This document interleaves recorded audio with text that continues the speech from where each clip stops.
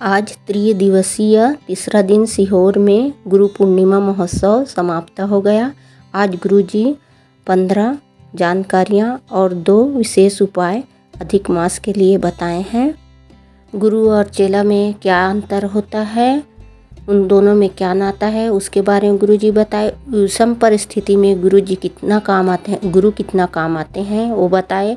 गुरु के शरणागति में कैसे जाएं उसके बारे में बताए। गुरु मंत्र का धारण कैसे करें उसके बारे में गुरुजी बताएं।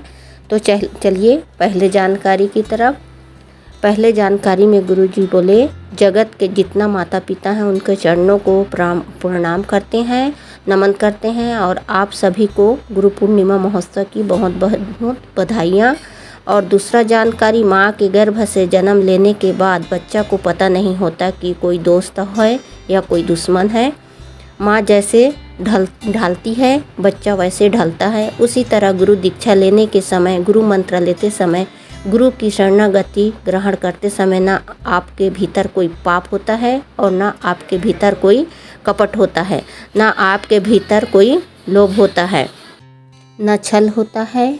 ऐसा ही एक बच्चा माँ के गर्भ से जन्म लेता है तो उसके दोस्त और दुश्मन कोई नहीं होते। उसी तरह जब आपकी सदगुरु के पास में, गुरु के शरण में जब जाते हैं और हाथ में अन्न का भाग लेकर, श्रीफल लेकर, आप तुलसी दल लेकर जब आप भगवान के शरणागति में लेते हैं, गुरु के शरणागति में लेते हैं तो गुरु को जानना है कि इसको कैसे ढालना है। तीसरा जानकारी, विषम परिस्थिति में कभी आपका गुरु आपके सामने नहीं खड़ा होगा। एक बात बहुत ध्यान लगाकर सुनना। द्रौपदी का चीर खिंचा रहा था।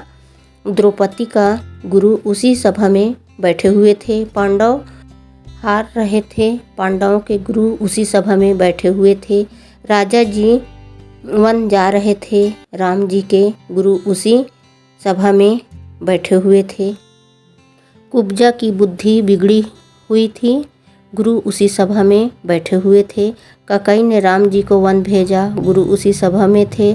आप जितने संवाद राजा हरिश्चंद्र के जीवन में जो दर दर भटकना पड़ा, गुरु उसके सामने थे। कभी इस अंदाजे में कभी गुरु मंत्र मत लेना।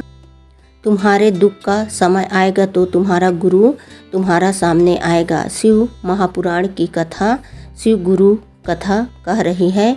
गुरु कभी सामने नहीं आता, पर गुरु ने जो मंत्र दिया है, अगर तुम्हारे दुख की घड़ी में तुम्हारे वो मंत्र याद आएगा तो तुम पार उतर सकते हो।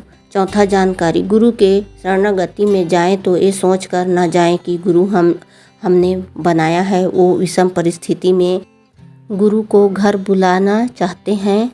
हम अपनी विषम परिस्थिति में गुरु के पास जाना चाहते हैं।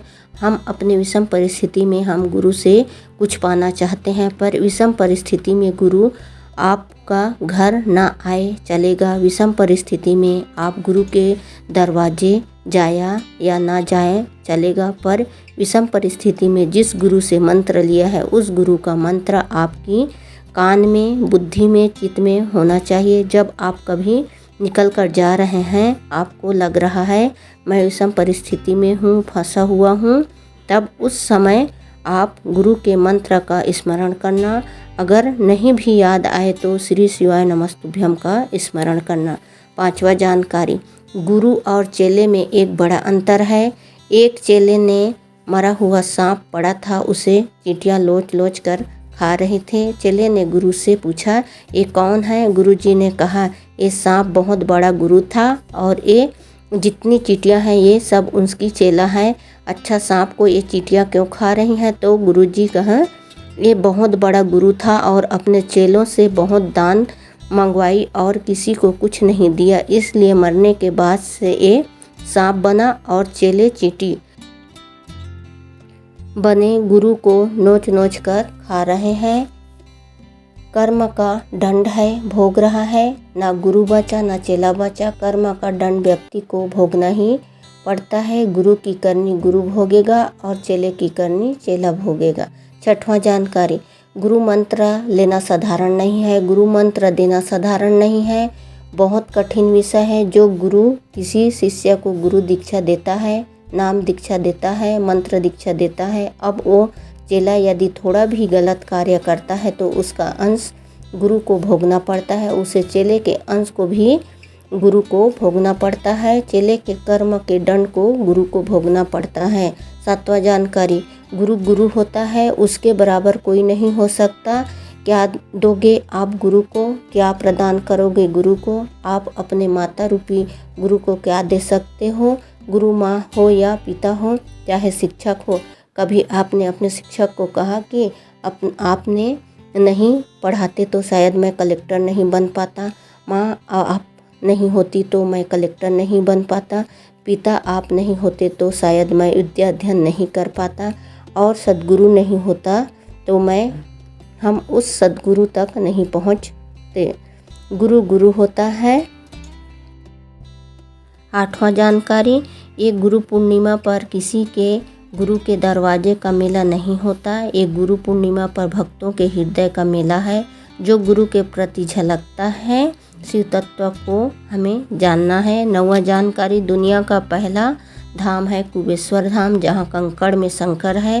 पहला धाम है जहाँ लोग होटल बाद में ढूंढते हैं, पहले आकर कुबेश्वर धाम का कंकड़ ढूंढते हैं, शंकर ढूंढते हैं। पहला धाम है जो कुबेश्वर धाम के अंदर घुस गया, वो सबसे पहले किया। पहले 5 कंकड़ उठाकर सबसे पहले बैठ गए और शंकर को स्नान करा रहे हैं, धतूरा चढ़ा रही हैं, बेलपत्र चढ़ा रही हैं। उस कंकड़ में शंकर को ढूंढ रही हैं।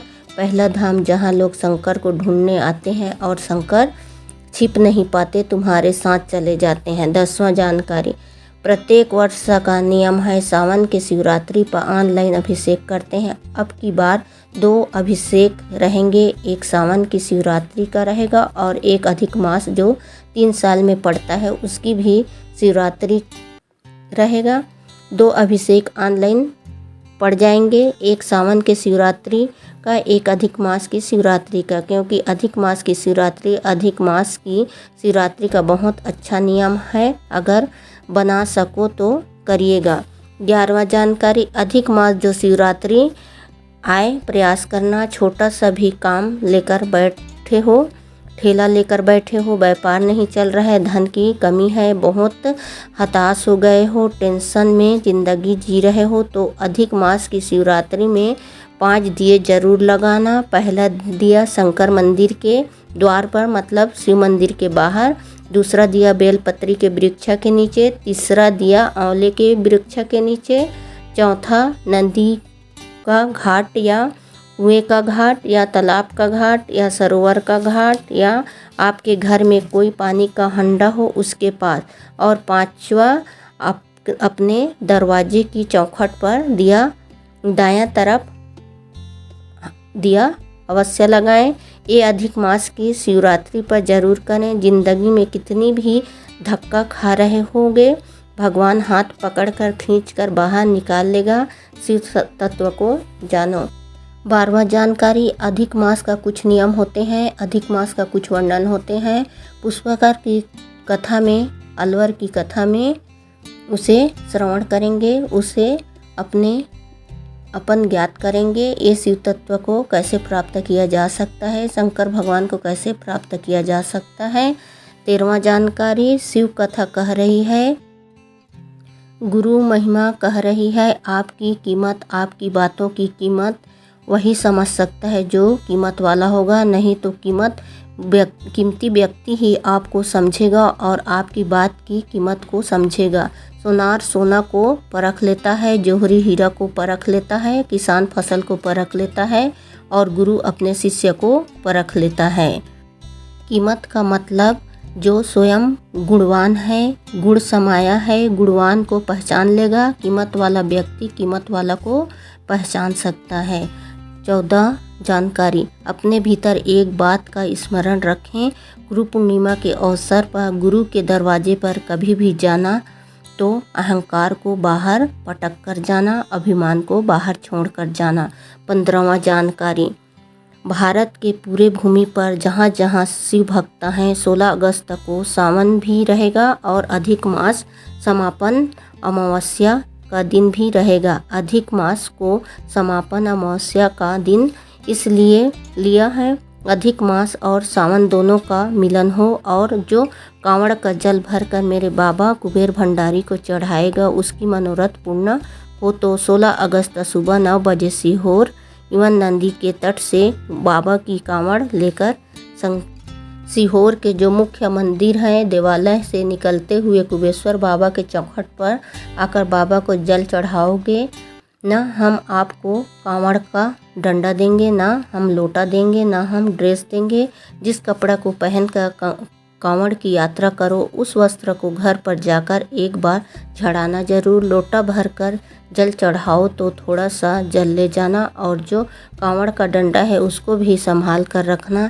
1 साल बाद फिर बताना बाबा ने भंडार भर दी। आज का जानकारी थोड़ा भी अच्छा लगा हो तो लाइक ज़रूर करें। श्री शिवाय नमस्तुभ्यम। हर हर महादेव।